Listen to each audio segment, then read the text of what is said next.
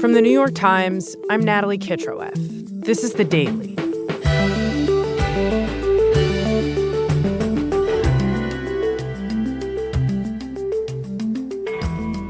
Even for an administration that has taken revenge to an extreme, the decision to open a criminal investigation into Fed Chairman Jerome Powell has stunned the worlds of business and politics.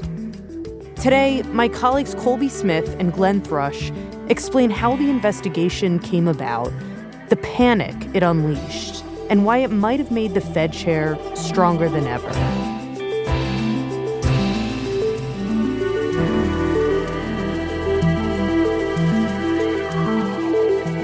It's Thursday, January 15th.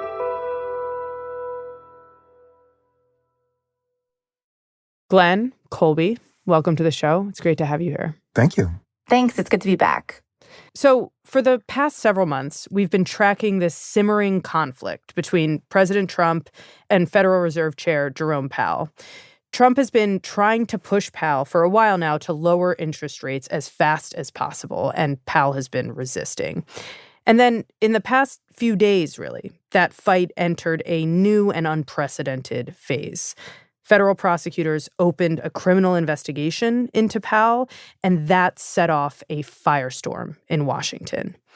You two have been covering this moment. Glenn, from your perch as our Justice Department reporter, Colby as our Fed reporter.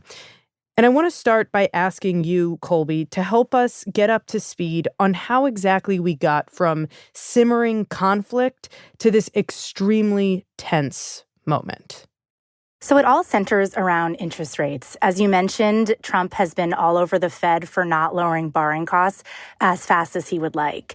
They've lowered interest rates 3 times over the course of 3 meetings, but it hasn't been enough for the president. He is facing a lot of pressure from constituents who are worried about affordability issues, are worried about high inflation, about a weakening labor market, and all of this is making Trump feel like the Fed needs to be doing more. And standing in the way of that is Chair Powell. Right. We've seen Trump put a ton of pressure on Powell personally. He's threatened to fire him. He's called him names. And all of that has really not done all that much, if anything, it seems, to make Powell move on interest rates. That's right. But then over the summer, he found a new angle. And what he focused on was this renovation project that was happening at the Fed's headquarters in Washington. There had been massive cost overruns. This thing was running about $700 million over budget. And it was looking like it was going to cost somewhere in the ballpark of $2.5 billion. And when Trump saw this, he seized on it and used it to go after Powell and say, this Fed chair must be incompetent and mismanaging this project, or maybe something like fraud was happening here. Okay, so I've read a lot about this renovation, and it does sound like it was extremely costly and did go way over budget. But do we have any indication that there was anything criminal here? There was fraud? So it's certainly expensive. I mean, $2.5 billion for a building is no laughing matter. And what we do know is that the costs were running about $700 million over budget or so. So clearly the project had gone a little bit awry here. I think what's important context, though, is that these are 100-year-old buildings. They've never been comprehensively renovated before. There was a lot of work to be done to kind of maintain the original features. And they also were dealing with higher costs for materials and labor. But I think it's important to note that cost overruns, they're not a crime. But you're saying that Trump sees in these cost overruns an opportunity to gain leverage over Powell. Glenn, from your reporting on the Justice Department, just explain how the White House lands on an investigation as the next move here. Because the Justice Department has become, for the White House, its principal conduit for achieving retribution or intimidating political adversaries. And Trump has a lot of people in his orbit telling him things that he wants to hear. Chief among them is a guy by the name of Bill Pulte. Most people haven't heard of him because he runs a relatively obscure agency. Yeah, explain who he is. He's a former real estate developer, and he runs the agency that deals with housing finance, which seems like a pretty benign and non-controversial post. But this is a guy who's been pushing Trump to go after a couple of his enemies on mortgage fraud. Letitia James, the New York State Attorney General, Adam Schiff, the senator from California, who has been a burr under Trump's saddle. And recently, he's been pushing Trump to use this renovation as a way to go after Powell. And what you're saying is the guy who is suggesting this official Bill Pulte, he may seem obscure to many of us, but actually within Trump's orbit, he's kind of distinguished himself as something like an unofficial chief retribution officer. He's engineering many of these pushes to go after figures that Trump wants to see punished. What makes this one different, however, is this isn't about going after an enemy. This is about applying leverage for a political result and to pursue Trump's goal to gain more control over the Fed and economic policy at a time when his approval ratings on the economy are in the tank.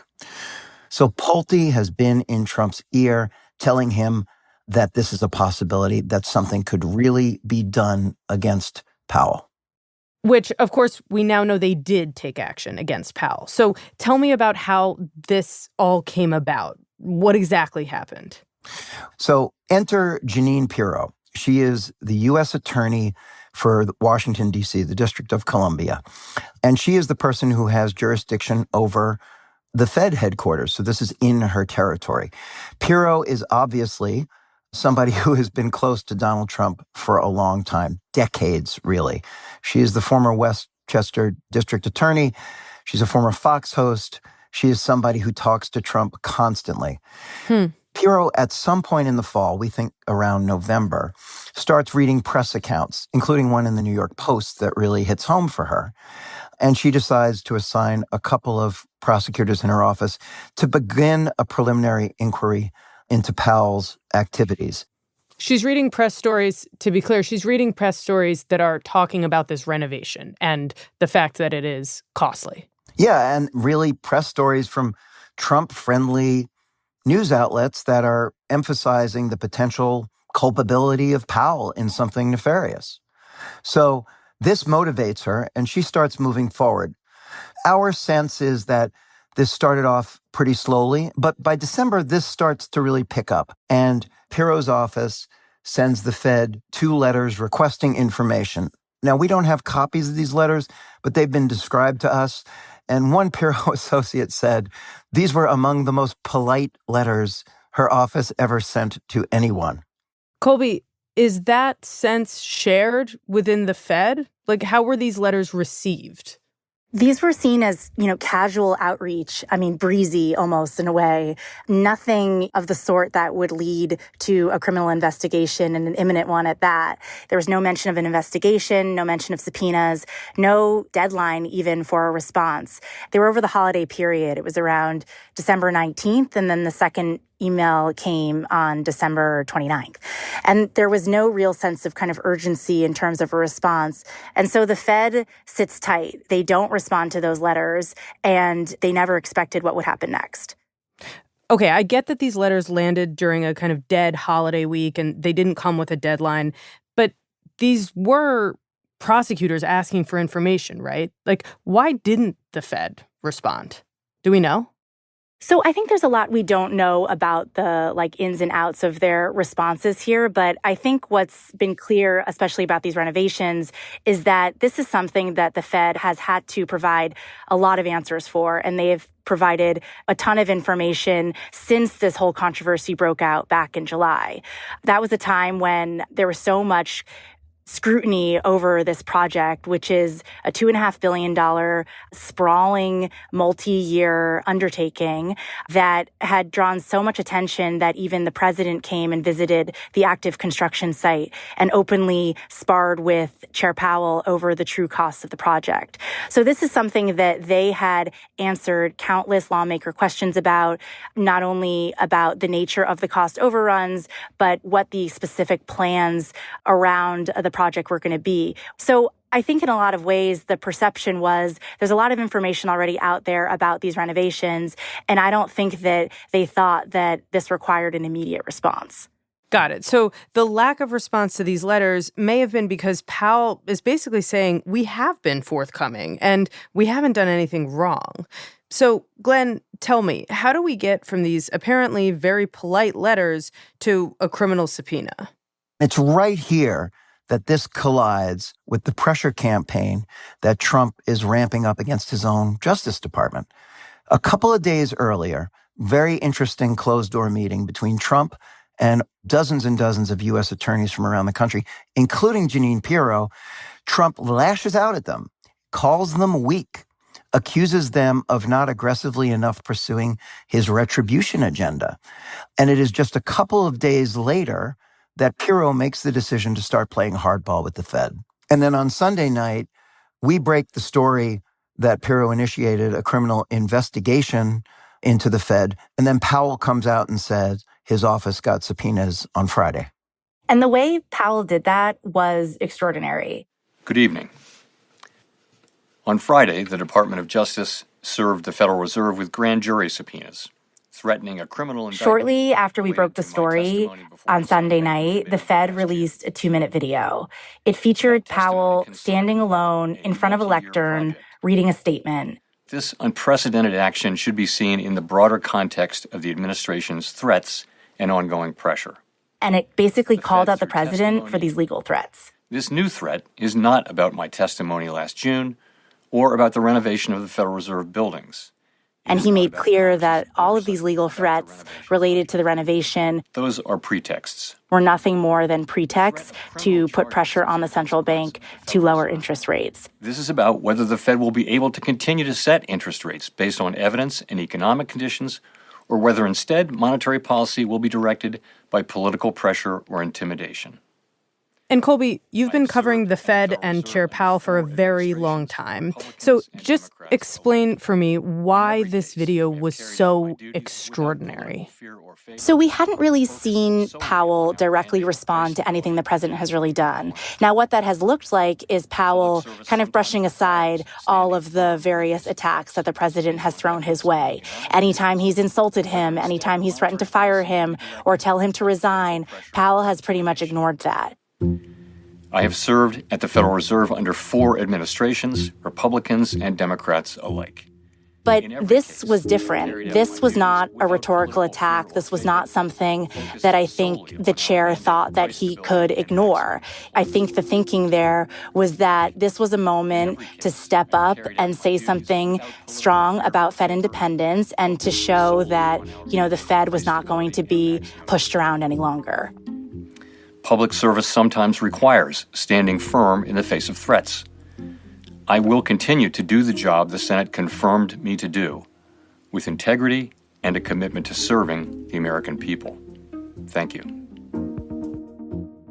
And once that video goes out and we hear Powell say those words out loud, everything changes.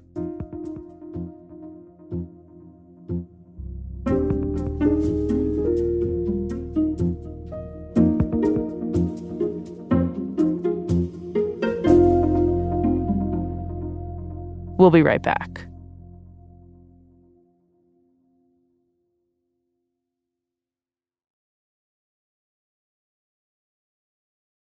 Okay, so Powell comes out with this statement, and it really changes the dynamic.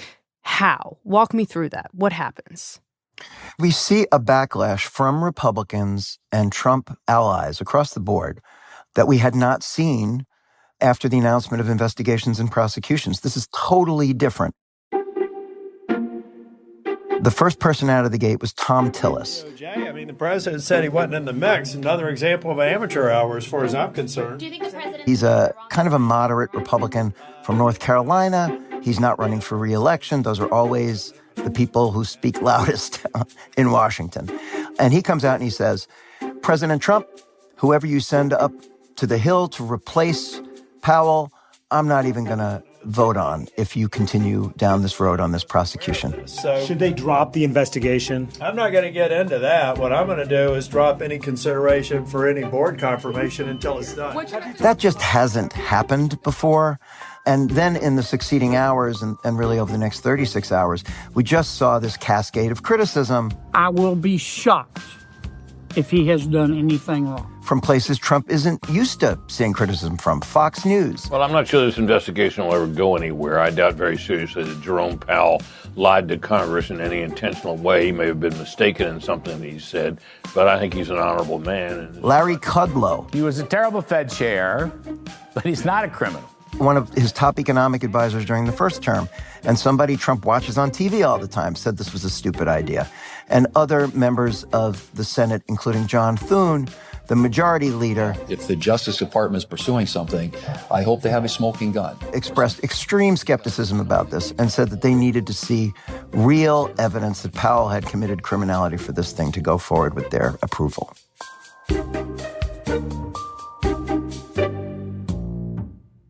Okay, so I understand that Powell is, you're saying, very trusted among many people on the Hill.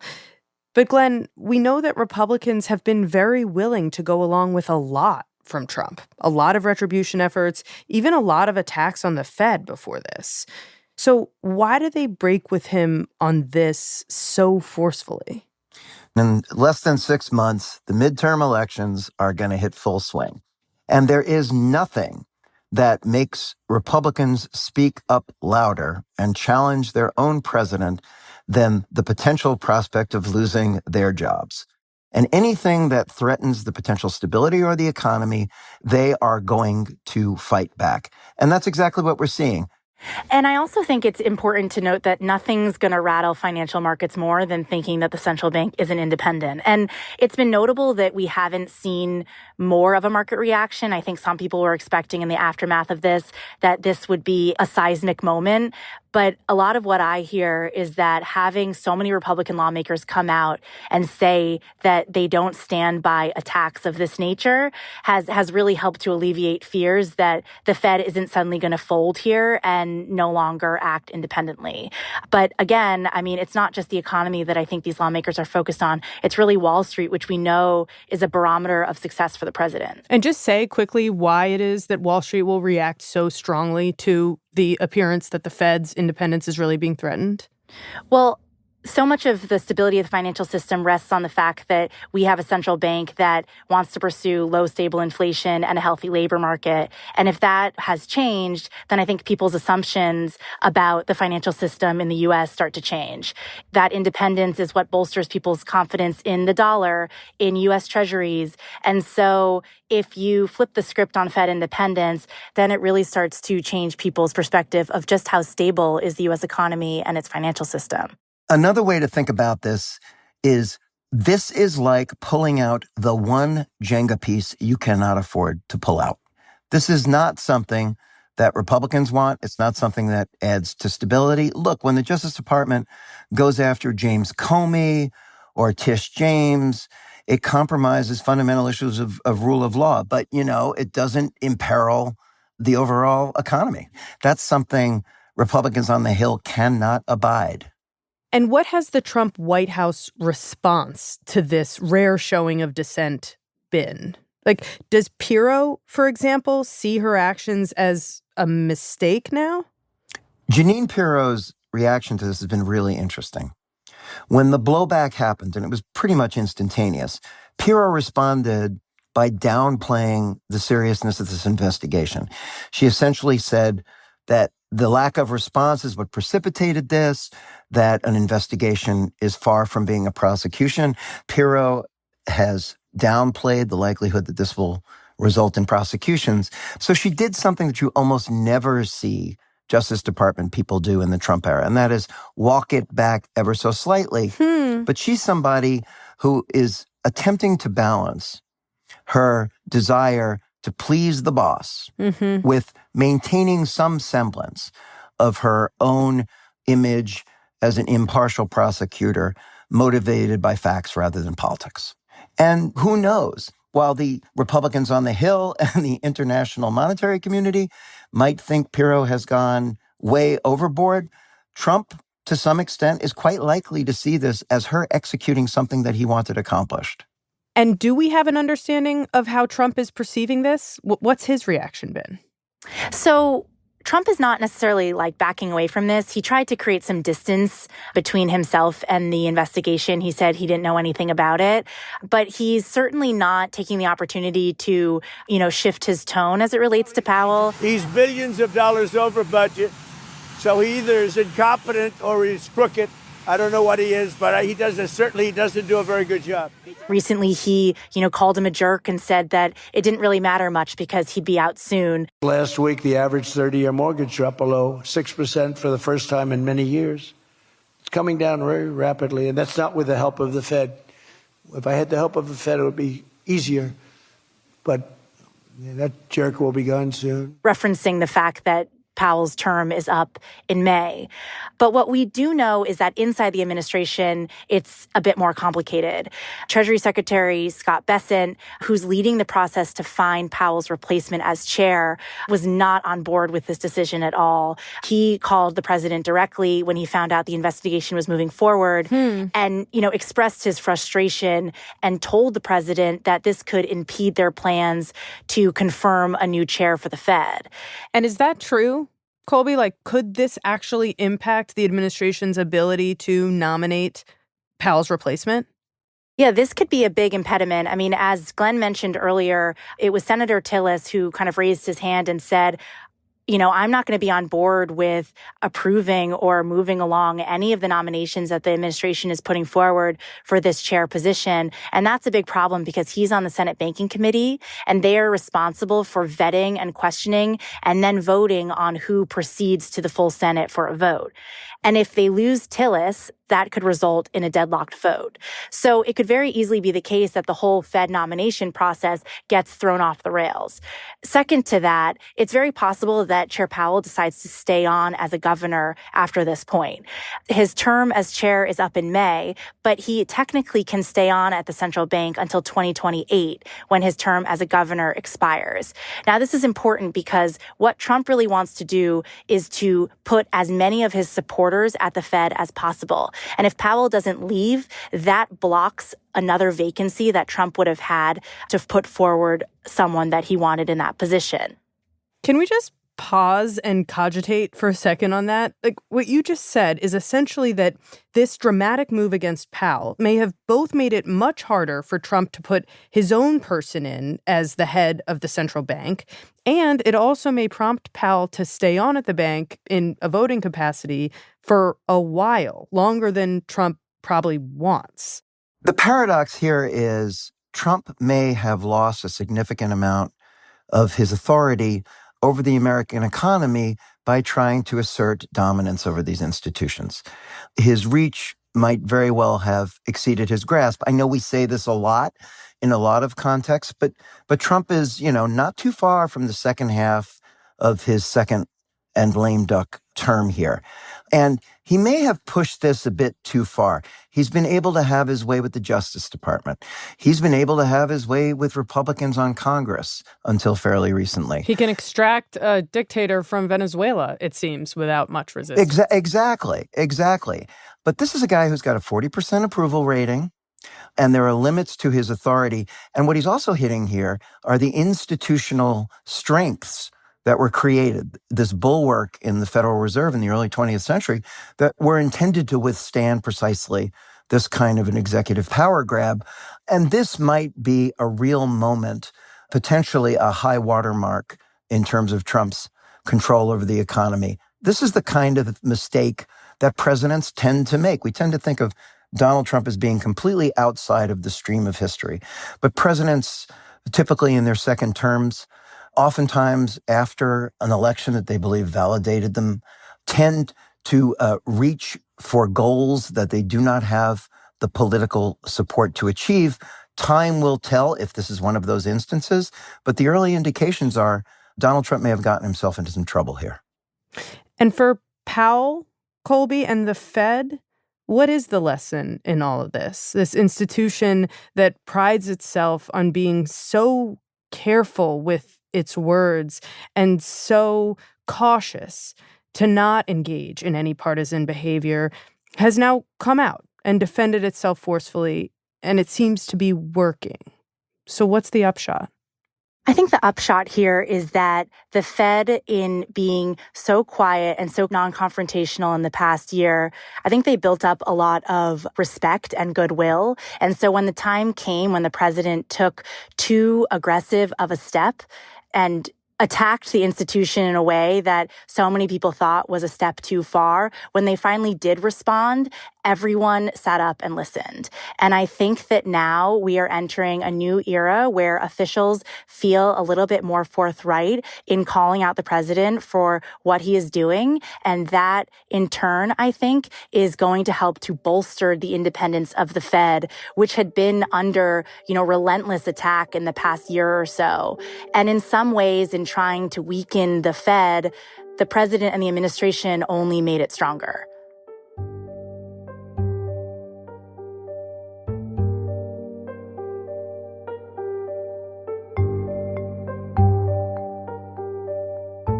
Well, Colby, Glenn, thank you so much. Thank you. Thank you.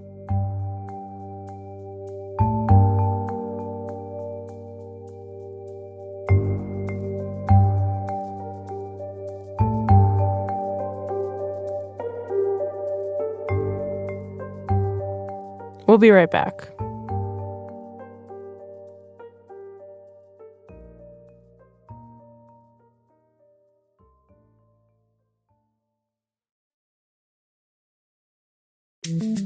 Here's what else you need to know today. We have been informed by very important sources on the other side, and they've said the killing has stopped and the executions won't take place. There was supposed to be a lot of executions today, and that the executions won't take place.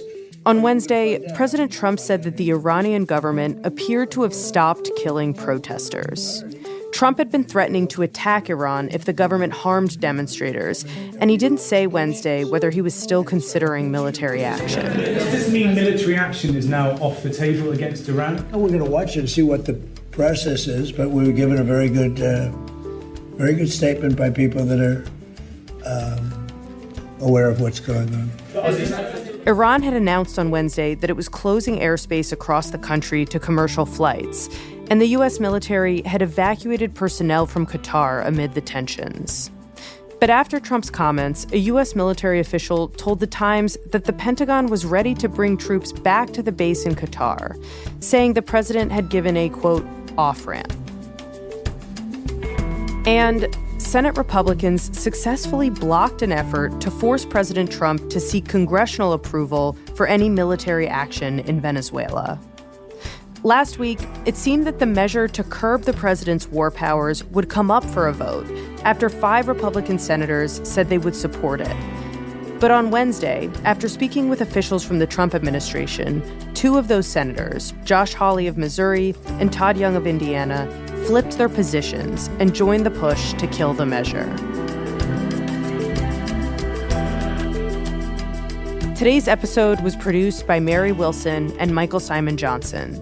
It was edited by Devin Taylor and Mark George, contains music by Diane Wong and Pat McCusker, and was engineered by Alyssa Moxley.